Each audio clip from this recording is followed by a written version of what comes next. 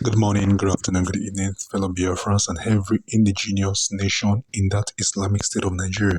This is where we give you back-to-back information of how things are going and how things are supposed to be. The Liberation Army of the Biafra has been doing wonders, and sometimes when we talk about it, it will look as if we are lying, but it is a fact. I'm going to show you a video of what just happened this evening. Looking at the video, it's somebody recording from his phone, and this is one of the Biafran Liberation Army member doing that. A tip-off was given to the Nigerian Islamic Army. This is a usual checkpoint of how the Nigerian Islamic Army checkpoint always look like. At the back of the road, they used to have where they stay. And this is the house those guys stay. Those terrorist guys in the Nigerian Islamic uniform. Look at the place is deserted. There's nobody there again. They were tipped off that the Biafran Liberation Army was coming. So they all ran away. You can see how empty it is. And the Biafran Liberation Army member is taking his phone to record everywhere, going to room by room, and is showing how deserted it is. It shows people have vacated the place because the fear of Biafran Liberation Army is the beginning of knowledge to them. These are people that always stay in the middle of the road and oppress and harass the citizens of the country, not just because they are traveling around, but because they are Indigbos. That's the main reason why they do that. Just because they are not outside, they are not Fulani. As far you are from any other tribe, you are an enemy to the Nigerian state. You can see, look at the guy, he took up his phone and went to the main road. This is the main road and it's deserted already. On a normal day, this place is always with police or army officers by different opposite side of the road. You can see how this is a typical way they do their defense or whatever they call it. But look at it, it's empty because they were tipped off that the Biafran Liberation Army was coming. And this day is a lucky one for them. But there's a saying that says every day is for the thief, one day is for the owner. We'll get them very soon. Another update I have for you is about the Mazi Nnamdi Kanu Day. Today is basically assigned for Mazi Nnamdi Kanu Day because this man has been in incarceration for no reason.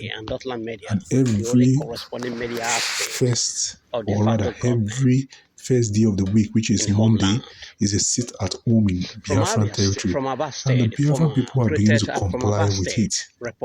Because now you can see how empty the shops look like.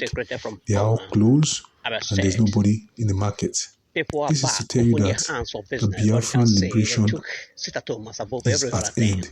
And this is to tell you that there is a delegitimization of all the government of the Islamic State of Nigeria in the southeast. It shows that Biafran government, Republic government in exile, is the one in charge of the place.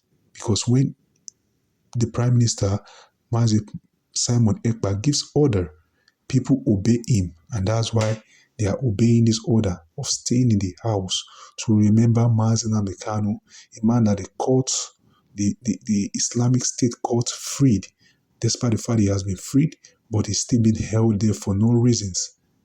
This is the wickedness and oppression that the Nigerian Islamic State is committing. Your court set him free, and you now took him to another court again, and you now bribe the judges not to vindicate him. And now you are saying that his case should be postponed. He should be held for what reason?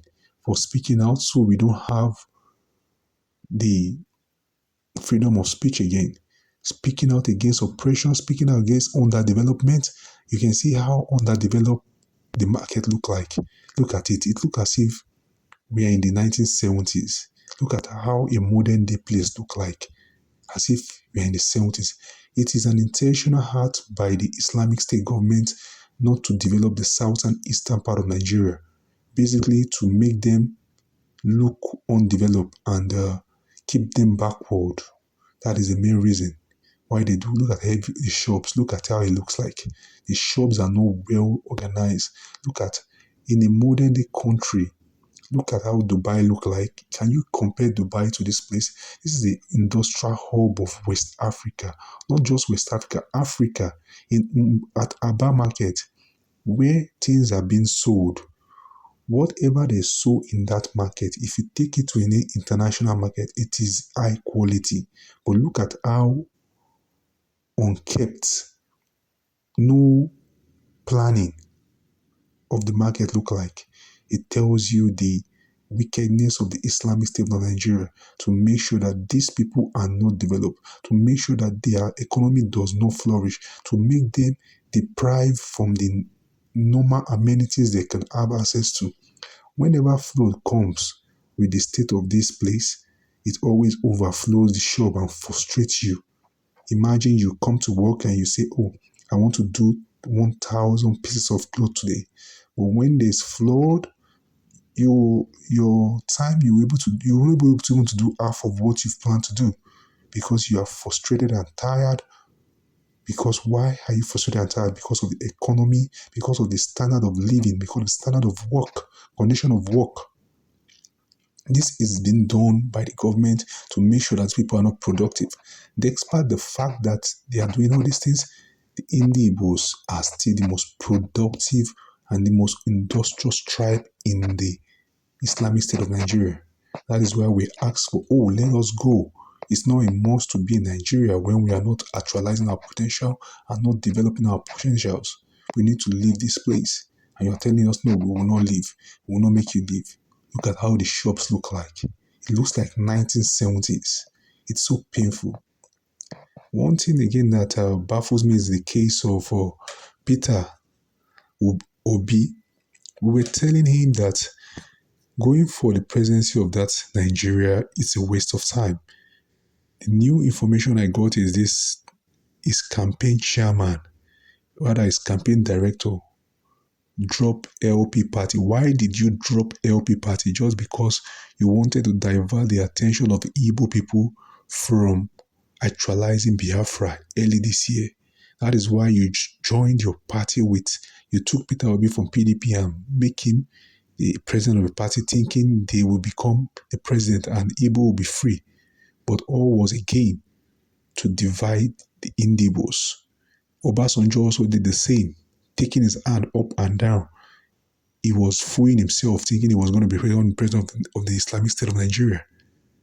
It is written that he can never become the president of the state. It's just a waste of time. I'm going to rest my case now.